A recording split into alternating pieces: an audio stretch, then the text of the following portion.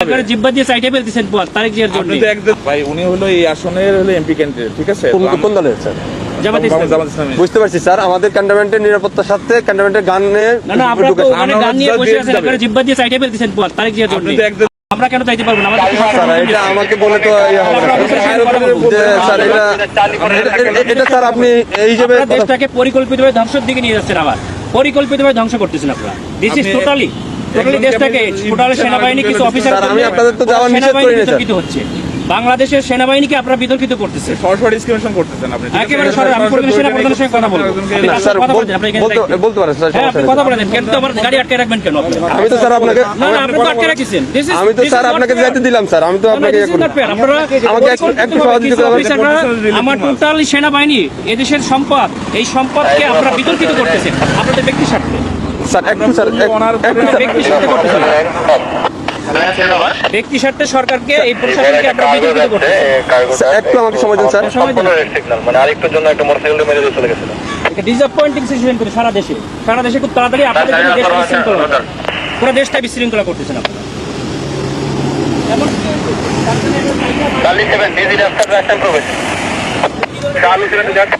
Sir আসসালামু আলাইকুম sir, কপাল নিজাম সালিনান থেকে স্যার। স্যার ওই যে সালিনানে দিয়ে প্রবেশ করে ওই যে সালিয়ার যে বাইর হবে জামাত পদপ্রার্থী, ওনার সাথে গানম্যান আছে স্যার, আমি অ্যালাউ করলাম স্যার। এমপি পদপ্রার্থী, সংসদ পদপ্রার্থী, ওনার সাথে গানম্যান আছে স্যার। আমি তারেক জিয়ার প্রতিদ্বন্দ্বী ডাক্তার এস এম খালেদুজ্জামান বলেন স্যার ওই যে বলেন তারেক জিয়ার প্রতিদ্বন্দ্বী 17 স্যার ওইটাই ওনাকে বললাম স্যার, উনি আমার সাথে কথা বলে দেন। আচ্ছা স্যার একটু কথা। হ্যালো, আসসালামু আলাইকুম।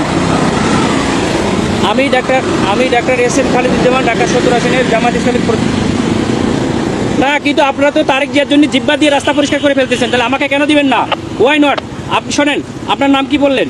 আপনি দেশটাকে পরিকল্পিতভাবে আমাদের মধ্যে একটা কেওয়াস সৃষ্টি করতেছেন আপনারা। নো নো নো নো, কেন নয়?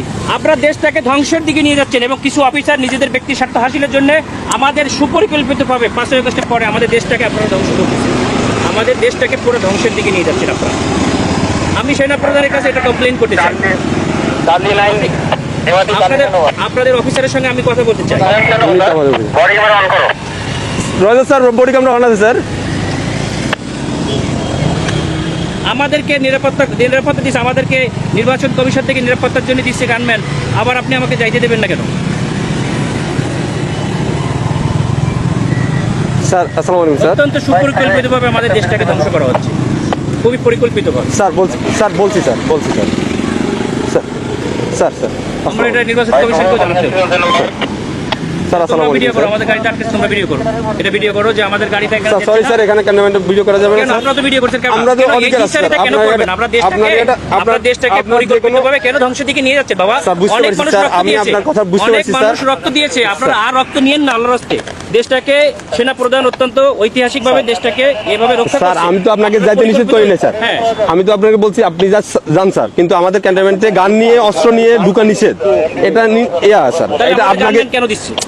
ক্যান্টনমেন্টের জন্য না স্যার, ক্যান্টনমেন্টের জন্য আমরাই নিরাপত্তা দিচ্ছি পার হয়ে আপনাকে যাবো বলছি, আমরা তো পার হয়ে যাবো স্যার। এটা ঠিক আছে, ভিতরে আপনি আমরা তো পার হয়ে যাবো। আমার কথা ভিতরে কোনো প্রবলেম হয়ে থাকে তাহলে আপনার এই ড্রাইভারটা ক্যান্টনমেন্ট নেবে। আমার এরপরে কে দেখবে? এরপর স্যার আপনি ওই ক্যান্টনমেন্ট পার হওয়ার পরে আপনার গানম্যান থাকবে স্যার। আমার এখান থেকে গানম্যানের আমি থাকবে না, তখন আপনার দল দিয়ে পিটাইবেন আর আপনারা অন্য দল দিয়ে পিটাই আপনাদের দেখবেন, দেখবেন। ক্যান্টনমেন্টের ভিতরে তারেক জিয়ার সঙ্গে তো আপনারা হাজার হাজার রক্ত নিয়ে যাচ্ছেন, কেন নিয়ে যাচ্ছে? স্যার এটা এখন আমি আপনাকে জবাবটা আমি দিতে পারতেছি না। কেন পারবেন না?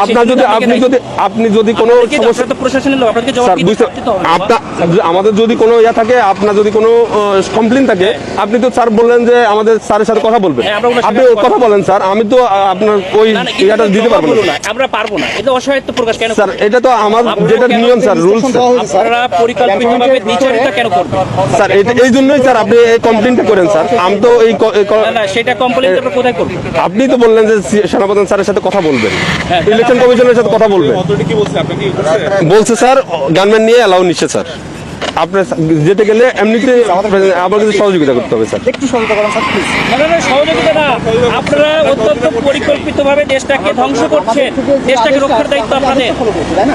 স্যার আমরা তো আপনারা পরিকল্পিতভাবে দেশটাকে ধ্বংসের দিকে নিয়ে যাচ্ছে, বুঝতে পারছি স্যার, এটা তো সুন্দরভাবে আমাদের দেশটাকে একটা কেওয়াস সৃষ্টি করতে যাচ্ছে, মানে লেভেল একটা এজেন্ট হিসেবে একটা পরিকল্পিত স্যার ক্যান্টনমেন্টে আপনি হয়তোবা জানেন কিনা জানি না, ক্যান্টনমেন্টে এই যে এই রুলসগুলো আপনাকে ফলো করতে হবে স্যার। আমরা স্যার ক্যামেরা এমন আছে স্যার, ক্যামেরাটা একটু অফ রাখতে হবে। এটা আমাদের মোবাইলে আপনার ইয়াতে রাখেন, আপনার কথা বলতে কথা বলেন, সমস্যা নেই স্যার। মোবাইল হাতেও রাখা যাবে না। হ্যাঁ রাখা যাবে, আপনি ইয়া করতেছেন স্যার। বলছি, আপনি যেতে পারবেন স্যার, কিন্তু আপনার যে গানম্যান এই সময় বুঝছেন, স্যার। সবাই সবসময় থাকে না, ঠিক আছে? আপনাদের স্যার। সময় সবসময় সমান যায় না। Sir, sir. বহুত বড় বড় অফিসাররা স্যার। আদর্শে পাশে অফিসে পরে আমাদের যাইয়া, স্যার। আমরা কিছু বলি নাই, স্যার আমরা এরকম কুকুরের মতো পাচাটা হই নাই, স্যার ঠিক আছে? স্যার আমরা এখন গোলামির না না, আমরা তো না, না, গোলাম হয়ে স্যার, গেছি। আমরা- আপনারা অলরেডি গোলাম হয়ে গেছেন, দেশটাকে ঠিক। বিক্রি করে দিয়েছে একটা দলের কাছে, দাও, তুমি দেশটাকে পরিকল্পিতভাবে গোলাম হয়ে স্যার। গেছে। আমরা এখন কোথায় কমপ্লেন করবো বলেন? স্যার, আপনি- আমাকে তো back করতে হবে। আমি অস্ত্র স্যার দেয় ওই যে আপনাদের পিটানি খাবো আমি? কেন আপনারা আমরা পিটাবে আমাদেরকে কেন শুধু আপনারা এই জগন্নাথে মারামারি করতে আপনাদের গাড়ির সামনে ঠেকাইছেন। স্যার এটা তো আমাদের তো বাইরের এরিয়া, এটা সিভিল এরিয়া, এটা তো এখন আমি সিভিল গাড়ি এরিয়া। দিয়ে কি করবো? তাহলে আমার গাড়ি নিয়ে এখন ব্যাক করে দেন, আমি ব্যাক করে চলে যাই। স্যার ঠিক আছে স্যার।